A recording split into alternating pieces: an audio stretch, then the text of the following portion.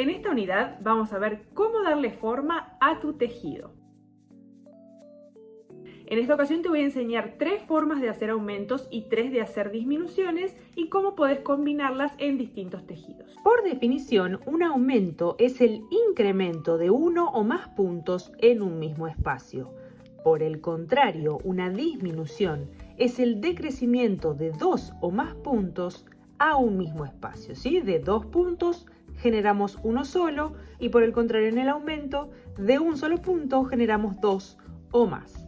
Entonces, hay algo que tenemos que entender bien, que es, dependiendo dónde ubiquemos el aumento o la disminución, es la forma que vamos a generar en el tejido, ¿sí? Y también tenemos que entender que no se hace de la misma manera al comenzar una hilera que al finalizar, por lo que el efecto visual va a ser similar, pero nunca idéntico, ¿sí? Es distinto de, por ejemplo, el tejido a 2 agujas que siempre queda de la misma manera.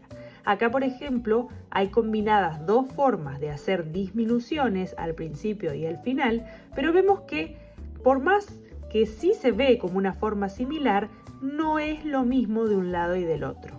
Una vez que nosotros hacemos esto en un tejido, por ejemplo en las sisas, la forma de emparejarlo, si es algo que realmente nos molesta, cómo queda la diferencia, se puede hacer siempre un punto de borde, ¿sí? Un punto bajo para decorar o algo que haga que esto quede de la misma manera en ambos lados. Pero bueno, es algo que tenemos que entender y es algo con lo que tenemos que hacer las paces, ¿sí? Nunca va a quedar de la misma manera porque no se hace igual al comienzo y al final. Comencemos por los aumentos. Partiendo de la base de que un aumento es la forma en la que vamos a generar de un mismo espacio 2 o más puntos, te voy a enseñar 3 formas o recursos que podés utilizar al momento de realizarlos dependiendo del efecto que quieras dar en un tejido. Entonces, por ejemplo, yo acá tengo 5 puntos, ¿sí? Elegí un número impar para poder generar el aumento en el centro y eso está bueno que lo recuerdes. Los aumentos y algunas de las disminuciones es recomendable no realizarlas bien en el borde, sino dejar un margen de 2 o 3 puntos de cada lado para que no sea tan sinuosa la curva que se genera, ¿sí? Y el aumento quede perdido en el tejido y sea más imperceptible.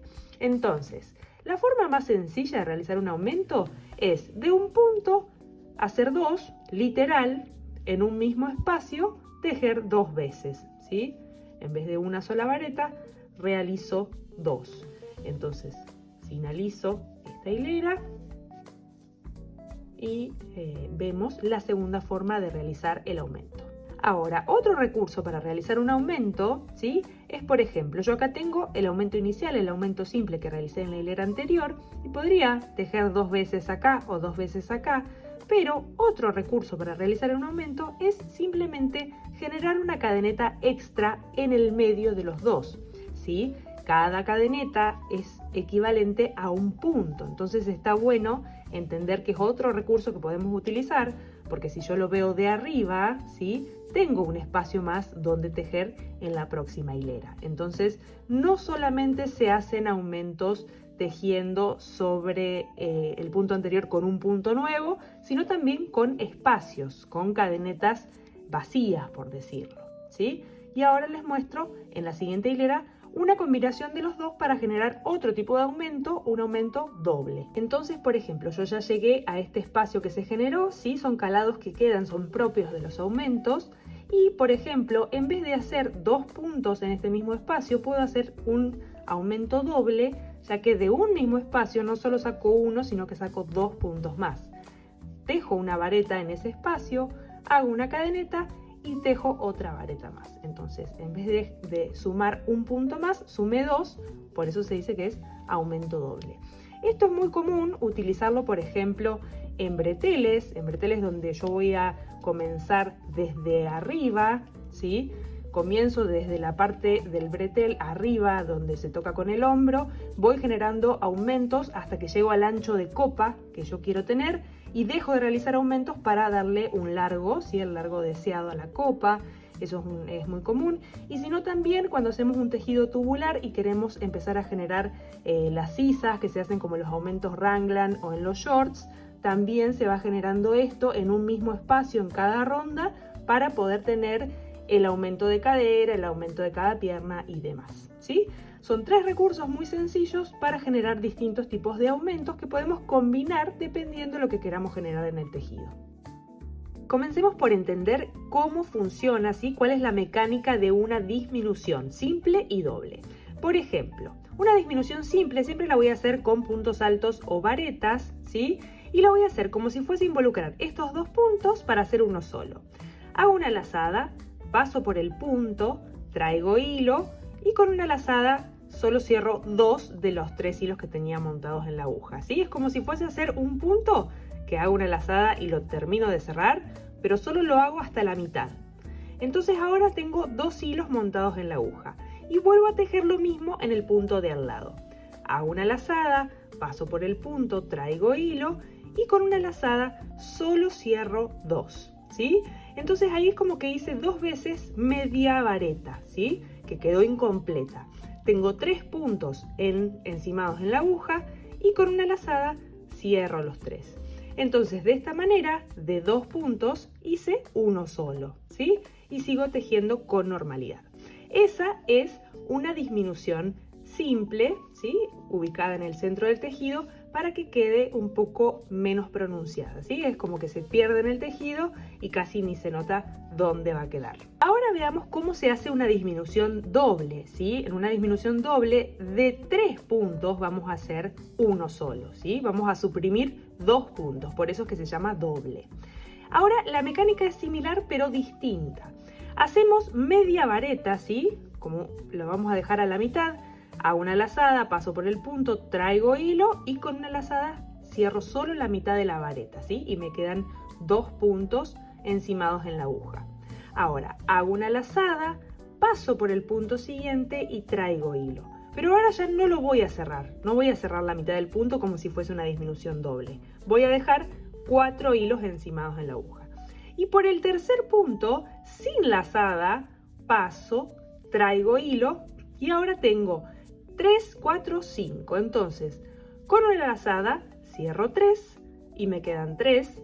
Con una lazada cierro 3 y ahí me quedó una disminución doble. De 3 puntos hago 1. Y queda de esta manera. Esto sí o sí es para hacer una sisa, ¿sí? Este tipo de disminución que queda tan corrido hacia un costado es mejor ubicarla al final de una hilera, ¿sí? No en el medio, porque si no es como que el tejido va a tender a irse hacia uno de los lados. Ahora, veamos cómo se aplican las disminuciones en una sisa.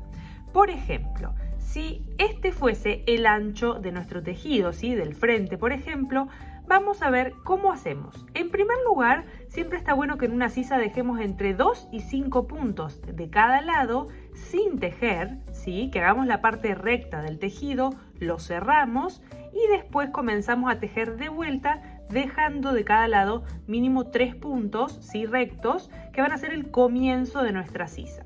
Entonces, acá cerramos el tejido, hacemos en el principio de la hebra un punto pasado, puede ser, y dejamos 1, 2, 3, en el cuarto punto comenzamos a tejer de vuelta. Las disminuciones de sisa se comienzan primero con una disminución doble y después con una disminución simple. Yo ahí pasé el nudo, ¿sí? el nudo corredizo, lo traje de este lado y lo cierro como si fuese un punto pasado. La equivalente a la disminución doble al comienzo de un tejido se hace de la siguiente manera. Yo acá tengo un punto pasado, hago un punto bajo, seguido de un medio punto alto, ¿sí? Hago lazada, paso por el punto, traigo y con una lazada cierro los 3 y después hago un punto alto para finalizar. Entonces es como que ya anulé estos 2 puntos donde no voy a tejer en la próxima hilera y voy a trabajar desde este. Entonces ya tengo 2 puntos menos en esta hilera y ya comienza de una manera escalonada. Entonces, esta es la forma en la que vamos a realizar una disminución simple al comienzo de una sisa, ¿sí? Que no es lo mismo que al final, que hacemos la que ya les mostré anteriormente. Para entender esto tenemos que saber que se realiza con un punto bajo, un medio punto alto y un punto alto o vareta. Es como que estos 2 anteriores al punto alto o vareta ya quedan anulados, ¿sí? Ya forman parte de esta disminución doble que acabamos de realizar. Entonces, para yo saber hasta dónde voy a tejer en la próxima hilera, lo hago colocando un marcador en el punto alto, ¿sí? Y estos dos ya no se tejen. Ahora, ¿cómo vamos a hacer para realizar la disminución doble del otro lado de la sisa? Lo primero que tenemos que saber es que vamos a dejar los 3 puntos sin tejer que ya dejamos de este lado, ¿sí? Acompañados por los 3 puntos que involucran la disminución doble. Entonces yo me detengo en el tejido 6 puntos antes de finalizar. Ahora, ¿cómo hacíamos la disminución doble? De la siguiente manera. Hago una lazada, paso por el punto, traigo hilo y con una sola lazada cierro la mitad de ese punto. Con una lazada nueva, paso por el siguiente punto y traigo hilo, pero ya no cierro nada y me van a quedar 4 puntos montados en la aguja.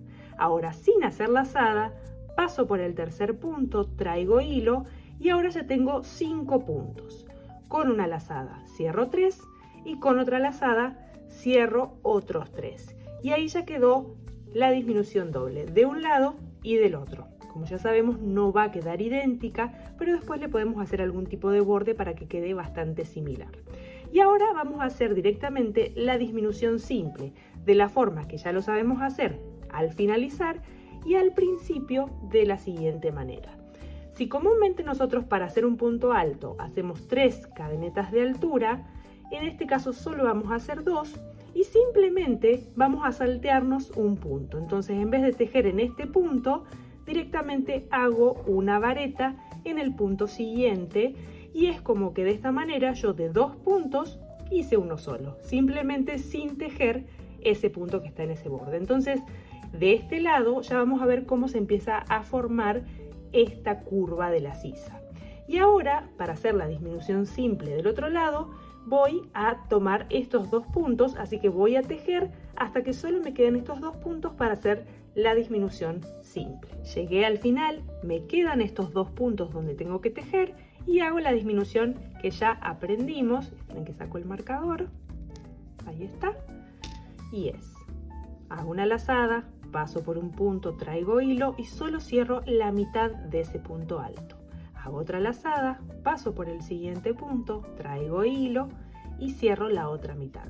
Y con una nueva lazada cierro esos 2 puntos juntos. Entonces, de este lado, ¿sí? Si ustedes ven, quedó como un poquito más marcada, ¿sí? Más pronunciada esa curva. ¿Qué puedo hacer yo? Y en el punto siguiente, que es uno de los puntos que ya están anulados, puedo hacer un medio punto alto, puedo hacer un punto bajo, algo que a mí me dé, ¿sí? la sensación de que queda menos marcada esa curva. Puedo hacer un punto bajo acá, por ejemplo, y vuelvo a subir, hago 2 cadenetas de altura y le voy dando forma. Puedo repetir el proceso de la disminución simple una vuelta más, o puedo dejarlo así y repetirlo más adelante, dejando una hilera de descanso si se quiere, pero de esta manera podemos ir jugando y probando distintas técnicas para que nos guste cómo va quedando la curva de cada lado, ¿sí? Siempre al finalizar va a quedar como un poco más prolija que al principio, pero siempre hay recursos que podemos utilizar y combinar para que quede de una mejor manera o utilizando nuestro criterio de la manera que más nos guste para finalizar esa curva de la sisa.